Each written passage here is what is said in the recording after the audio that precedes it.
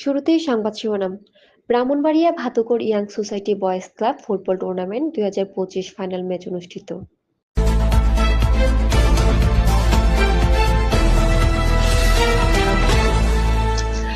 ব্রাহ্মণবাড়িয়া ভাতুকরে young society boys club football tournament 2025 final match অনুষ্ঠিত। 18 April রোজ শুক্রবার বিকাল 4 ঘটিকায় ভাতুকর পূর্ব সরকারি প্রাথমিক বিদ্যালয়ের মাঠে ফাইনাল খেলার আয়োজন করা হয়।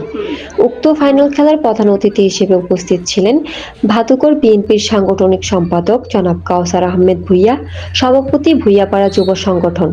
বিশেষ অতিথি হিসেবে উপস্থিত ছিলেন সুমন আহমেদ, ওয়াসিম আকরাম, সেলিম মিয়া, ওয়াসেল আহমেদ, ফরহাদ মিয়া, কাদির আসকর। উক্ত ফাইনাল খেলায় সভাপতিত্ব করেন পৌর বিএনপির সহসভাপতি আব্দুল্লাহ আসকর।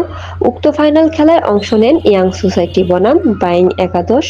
ম্যাচ পরিচালনা করেন হুমায়ুন আহমেদ টালি। টুর্নামেন্ট পরিচালনা করেন ফরহাদ মিয়া, মুজাহিদ মিয়া, মিন্টু মিয়া, রাকিব দানিশ, নাদিম সানি, এছাড়াও আরও অনেকে। উক্ত ফাইনাল ম্যাচে বাইং একাদশকে 1-0 গোলে হারিয়ে ফাইনাল শিরোপা গড়ে তোলেন young society boys club. News desk, news 24, Brahmanbaria.